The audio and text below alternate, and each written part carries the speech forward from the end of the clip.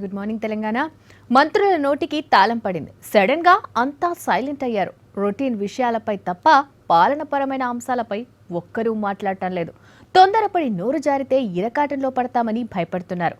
మంత్రుల తీరులో మార్పుకు సీఎం ఆదేశాలే కారణమని తెలుస్తోంది.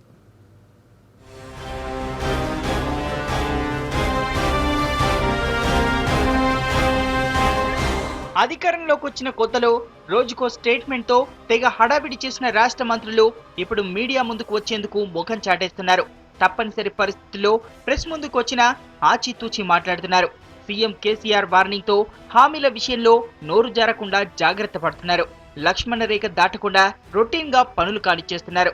సంబంధం లేని విషయాల జోలికి వెళ్లకుండా సంయమనం పాటిస్తున్నారు.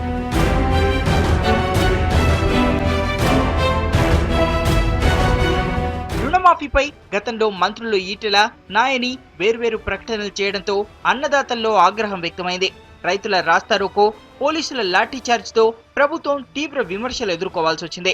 చివరకు సీఎం కేసీఆర్ వివరణతో వివాదం సద్దుమణిగింది. నెంబర్ ప్లేట్ల విషయంలో మంత్రి మహేందర్ రెడ్డి, హెల్త్ యూనివర్సిటీ విషయంలో డిప్యూటీ సీఎం రాజయ్య వ్యాఖ్యలు ప్రభుత్వాన్ని ఇరకాటంలో పడేశాయి. దీంతో సహచర మంత్రులపై బహిరంగంగానే ఆగ్రహం వ్యక్తం చేశారు కేసీఆర్. తొందరపడి నోరు జారద్దంటూ హుకుం జారీ చేశారు. ప్రభుత్వం ఇరకాటంలో పడకుండా ఉండాలని ఆదేశించారు.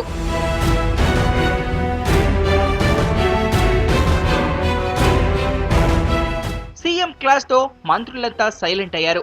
తమకు సంబంధం లేని విషయాలపై మాట్లాడకుండా మౌనం పాటిస్తున్నారు. ప్రతిపక్షాల విమర్శలకు అవకాశం ఇవ్వకుండా శాఖాపరమైన పనులపైనే కాన్సంట్రేట్ చేశారు. సంక్షేమ పథకాల అమలుకు కార్యాచరణ సిద్ధం చేస్తున్నారు. కొద్ది రోజుల్లో మంత్రివర్గ విస్తరణ ఉండడంతో వివాదాల జోలికి వెళ్లకుండా జాగ్రత్త పడుతున్నారు మంత్రులు. మొత్తానికి సీఎం వార్నింగ్ తో తమ వర్కింగ్ స్టైల్ మార్చేశారు. మరి ఈ పరిస్థితి ఇంకెంత కాలం ఉంటుందో చూడాలి.